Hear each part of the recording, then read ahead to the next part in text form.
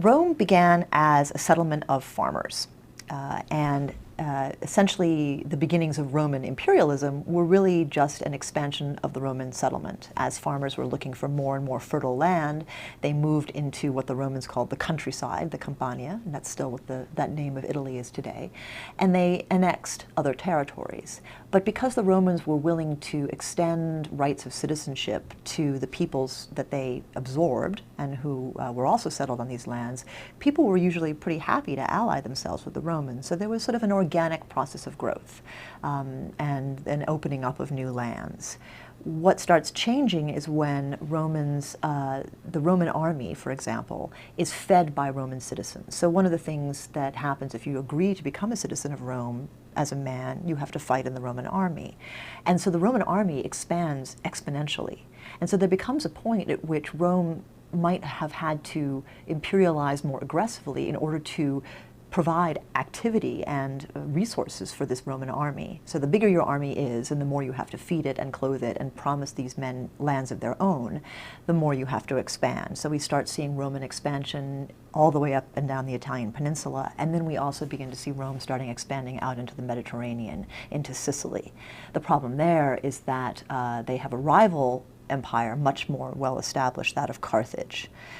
So the Romans start to become the enemies of Carthage and in fact start to launch a series of preemptive strikes against Carthaginian territory. In other words, they perceive that the Carthaginians, just by existing, are threats to their imperial power.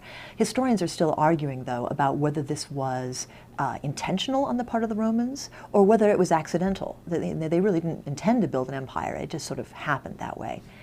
Whatever the answer is to that question, the fact remains that Romans go from being farmers who are self-sufficient, who don't even have they don't even have a monetary system, they don't even have portable currency, to becoming this vast empire.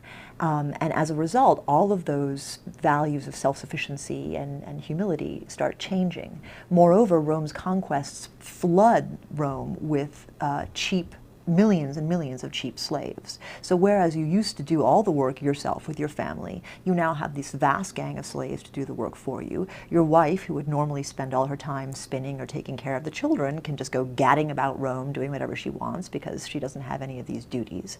And so the very structures that had undergirded Roman identity start to change. And of course, Rome also has to develop it has to start exporting its identity to its new colonies. So in some sense, Rome invites her colonial subjects to become Roman. But on the other hand, Romans themselves start absorbing these exotic influences from their colonies. And this is something that in the ancient republican values of Rome would have frowned on very strongly, that Romans were meant to be home-loving people who didn't mix with other peoples and who in fact worshiped their own ancestors as gods. They worship their own traditions. But now we have Romans inculcating, absorbing these foreign influences and in fact being more apt to worship exotic gods like Isis or Mithras than to worship their own ancestors. So once again we see this, what a Republican Roman of the old school would have seen as a fundamental erosion of what it meant to be a Roman as a result of these imperial conquests.